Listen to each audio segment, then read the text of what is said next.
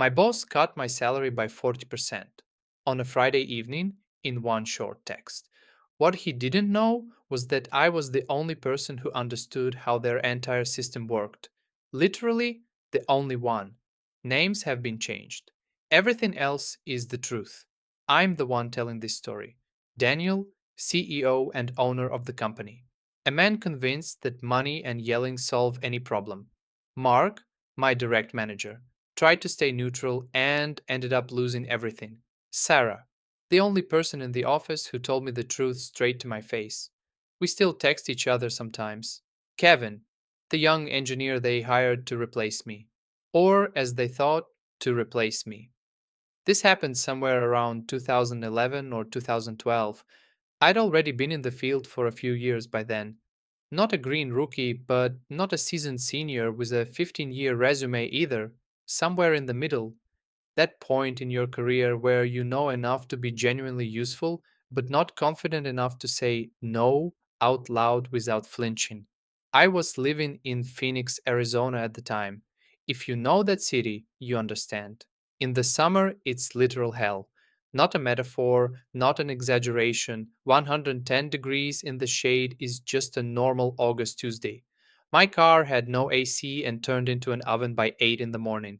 And every single day I drove to work in that oven 50 minutes one way to get to an office where, as it turned out, they didn't really value me all that much. The company sold B2B software, warehouse management solutions for small and mid sized businesses. Narrow niche, stable client base, decent money if you know how not to burn through it. Daniel did not know how. You'll understand that part soon enough. When I joined, the system had already existed for about 7 years, written by different hands at different times, with no logic and zero documentation. My predecessor quit 3 weeks before my first day and didn't even hand anything off.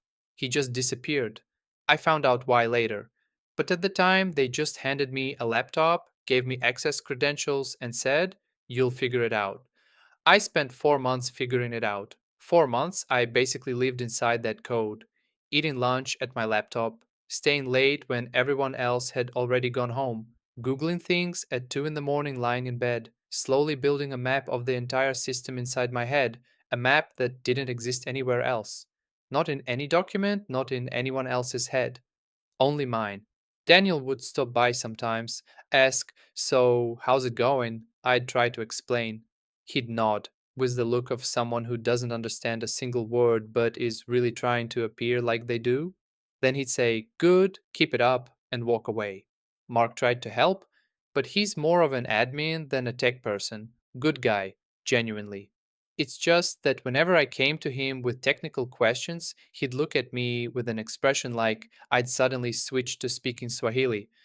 But Sarah came up to me one afternoon and said quietly but directly, "You're the only person here who actually understands what's happening under the hood of all this. Take care of yourself." I laughed it off. Figured she was just exaggerating. She wasn't exaggerating. By month 6, I wasn't just understanding the system, I was the system. Every update, every bug, every new client request, everything ran through me. I knew where the time bombs were buried in the code. I knew which integrations were held together with duct tape and luck. I knew that if one specific module went down, everything went down instantly. And I knew that only me. Daniel either didn't understand this or understood it and decided it wasn't his problem, because that's exactly when he started cutting the budget. First, it was small things: canceled the company party, got rid of the free office breakfast. Symbolically annoying but manageable. Then they announced there'd be no bonuses this quarter. Market stuff, everyone gets it.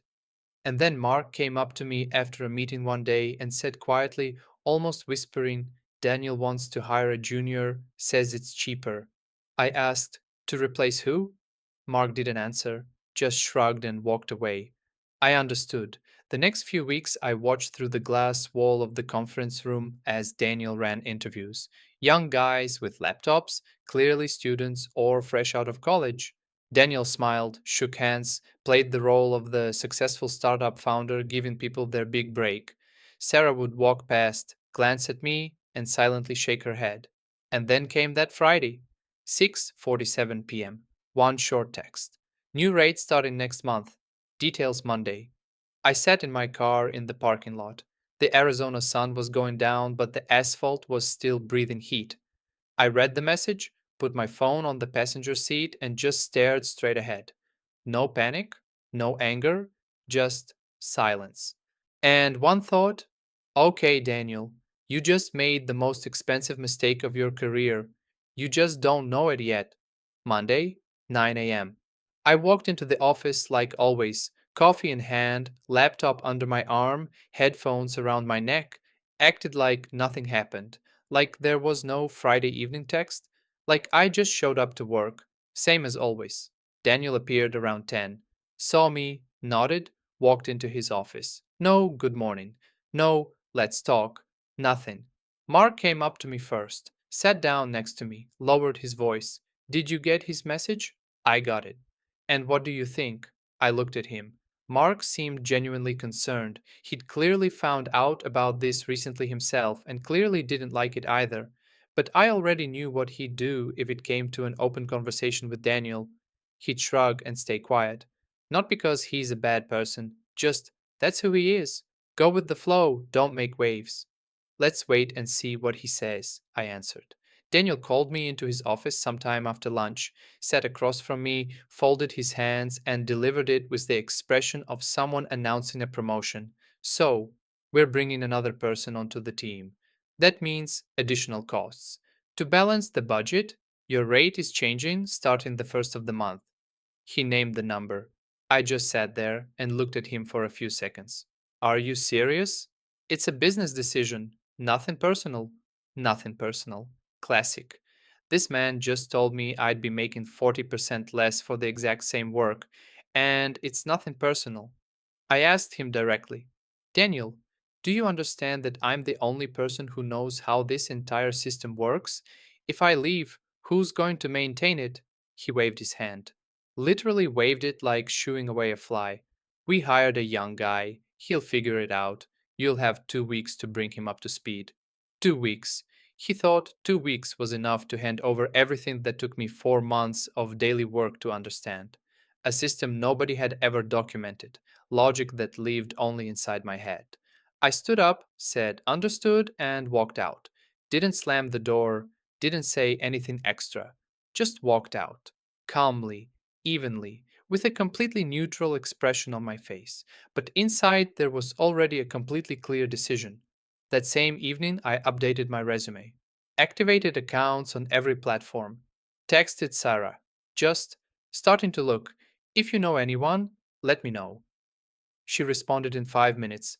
Honestly, I've been waiting for that message. There's one company. I'll send you the contact tomorrow.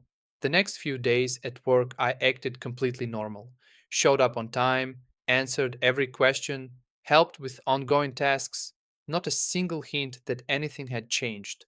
But in parallel, quietly, carefully, invisibly, I started doing something important. I stopped documenting new things. I didn't delete anything. I didn't break anything. I just, everything new I discovered, every new connection I found in the code, every new nuance that revealed itself during work stayed only in my head, nowhere else. Kevin, the new guy, started a week later. Nice young kid, genuine, hardworking. I almost felt bad for him. He had absolutely no idea what he'd gotten himself into. Daniel had clearly sold him a pretty picture: young company, growth opportunities, great team. I ran onboarding sessions with him, showed him the system, explained the basics, answered questions. But there's a difference between showing someone a system and giving someone a real understanding of a system. The first one you can do in 2 weeks, the second one, no, not possible. Especially not with a system like this one. Kevin tried hard. He genuinely tried, took notes, asked follow up questions, stayed after work. But the further we went, the more I could see in his eyes that same expression I had 4 months ago: mild panic. The feeling that the more you understand, the more you realize how much you don't understand. Sarah would stop by my desk a few times a week, supposedly with work questions, but really just to exchange a few words. One time she leaned in and quietly asked, "Anything?" "One interview next week," I said. She just nodded and walked away. But I saw it. She smiled. The interview went well, really well. The company was smaller than this one, but more stable. Normal people.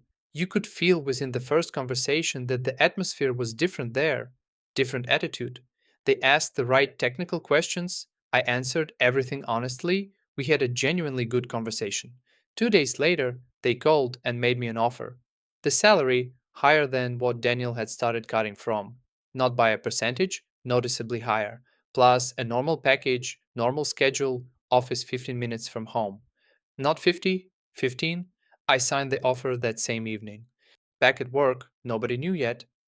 Daniel walked around the office looking like a man who had brilliantly solved a difficult problem, hired cheaper, saved the budget, everything under control.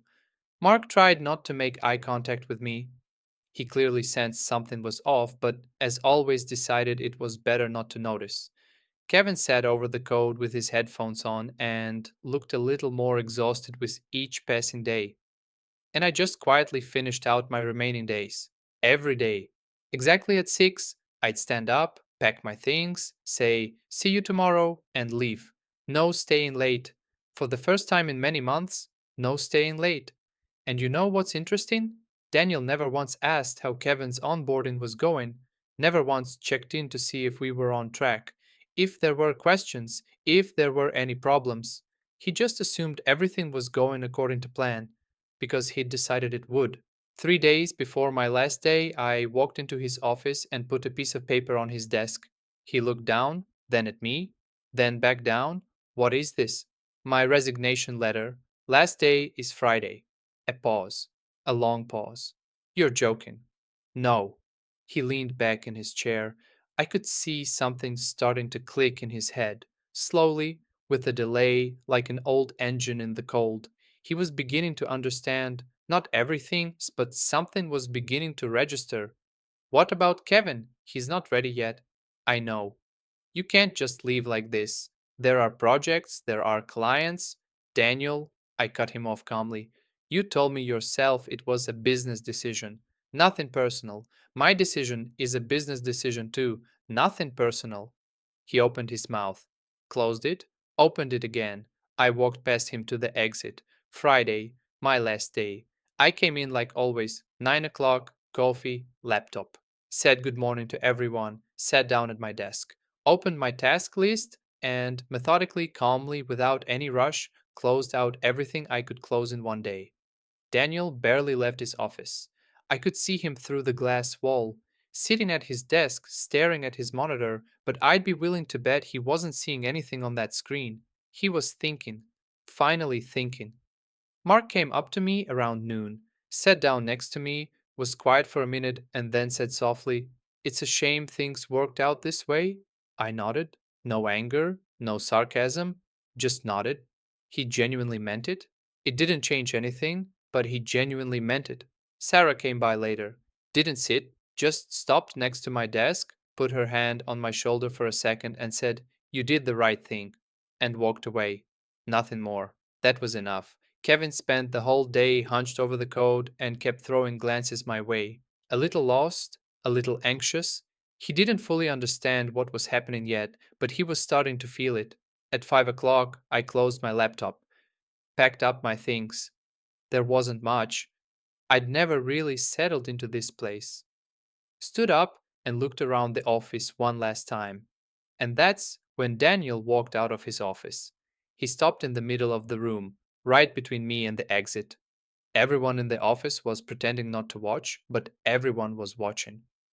"Listen," he started, and I could already hear something new in his voice. Not that confident tone of a man who makes decisions, something else, something very close to panic that's being very carefully held back. "Can we talk? I'm willing to revisit the terms." I stopped. "Revisit? Meaning what exactly?" "Well, we could find a compromise. On the salary." I looked at him. He wasn't offering to restore everything back to what it was. He was offering a compromise. meaning something between what he'd cut it to and what it was before. Even now, even standing there facing the reality that he was about to lose the only person holding the entire system together, he was still negotiating. Daniel, I already signed an offer somewhere else. Silence.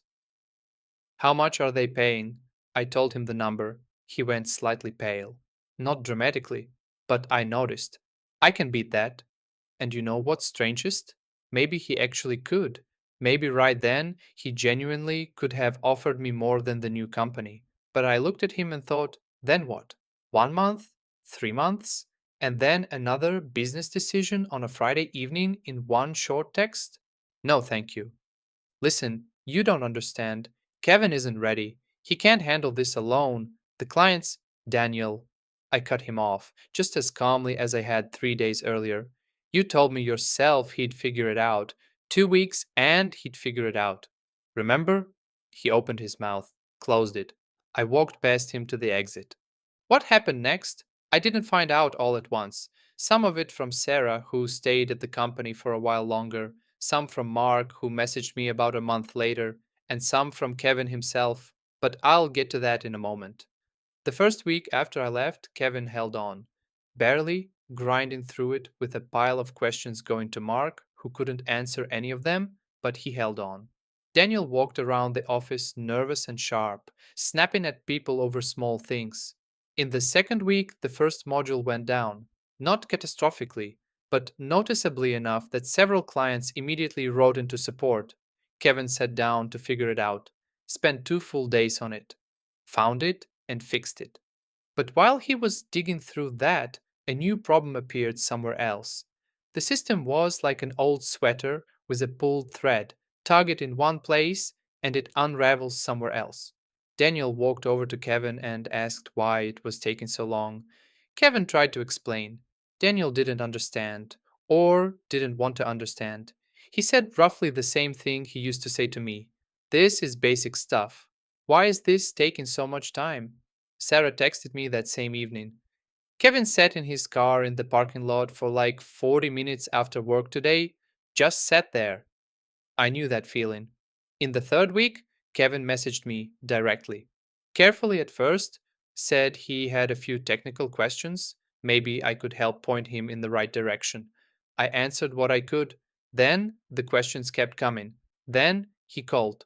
And I could hear in his voice that same exhaustion and confusion I'd felt myself months ago.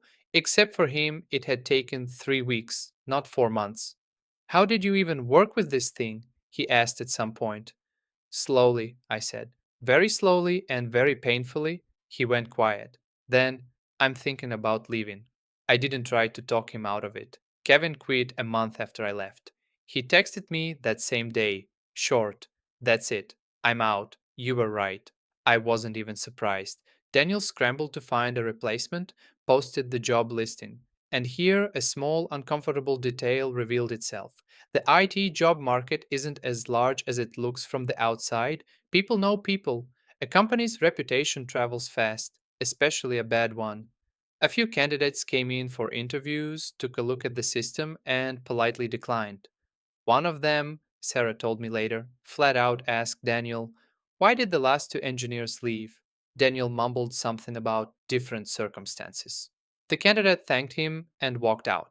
The clients, meanwhile, were getting anxious. Bugs were piling up. Support couldn't keep up. A few smaller clients sent emails saying they were exploring other options. Mark messaged me 6 weeks after I left. A long message. Probably the first time in all the time I'd known him that he wrote something genuinely long and honest. There was a lot in it, but one line stuck with me. Daniel finally understands what you were doing. He just understood it way too late. Sarah left the company about a month after Kevin did. She texted me simply, that's it. The ship is sinking. I'm not obligated to go down with it. She found a new place in 2 weeks. A good place? She deserved better a long time ago. Mark held on the longest. That's just who he is. Go with the flow, endure, wait it out. But even he eventually left. He messaged me briefly. Company is shutting down. Daniel couldn't find an investor. Clients are gone. I read that message twice. didn't feel joy. Somehow that triumphant feeling just wasn't there, even though maybe it should have been. Just stillness, like when you've known how a movie ends for a long time and you're just watching the final credits roll. Daniel had built a company on one person and didn't realize it until that person walked out the door. He thought he was buying a position, that he was paying for a presence in the office from 9 to 6, that if he cut the price, he'd get the same thing but cheaper. He didn't understand that he was paying for knowledge, for years of context that you can't hand off in 2 weeks, for a map inside someone's head that you can't copy and save to a server. And when he decided that knowledge was worth less, he simply gave it up. By himself, voluntarily, with complete confidence that he was making a smart business move. I worked at that new company for almost 4 years. Normal office. Normal people. A manager who understood the difference between a person sitting in the office and a person actually carrying the weight. 15 minutes from home, I still think sometimes about how much that means when you're used to an hour in an oven with no AC. The first year, I'd occasionally catch myself tensing up on Friday evenings, subconsciously waiting for some unpleasant message. Then that went away. You know what I actually took away from all of this? Not that you should get revenge, not that you should play games or deliberately break things on your way out. I didn't intentionally destroy anything, I just left. The system collapsed on its own because that's how it was built. What I took away was something different. If you're the only person who knows something, that's not your strength. That's your risk, because you're dependent on whether your employer actually values it, and most of them don't, not until they lose it. If someone tells you nothing personal when they cut your salary, you can absolutely say the same thing when you hand in your resignation. And if someone tells you you'll figure it out instead of properly bringing you up to speed, understand this: they don't respect your time or your effort, they just want their problem to become your problem. Don't let it. Daniel messaged me on LinkedIn a few months later. Short. Something about an interesting project. Maybe we could talk. I read it, thought for a second, and just closed it. Didn't respond, didn't block him, just closed it. The same way I'd calmly closed that laptop on my last day. Some conversations don't need a reply. If you made it to this point, thank you, genuinely. This story has been with me for a long time, and there's something oddly satisfying about finally telling it out loud. If someone has ever tried to undervalue you at work the same way, drop it in the comments. I'm genuinely curious how many Daniels are out there walking around. If this story hit home, subscribe. There's more where this came from. And one last thing: if you're sitting in your own personal oven with no AC right now, rereading some uncomfortable message from your boss, update your resume tonight. Just update it and see what happens.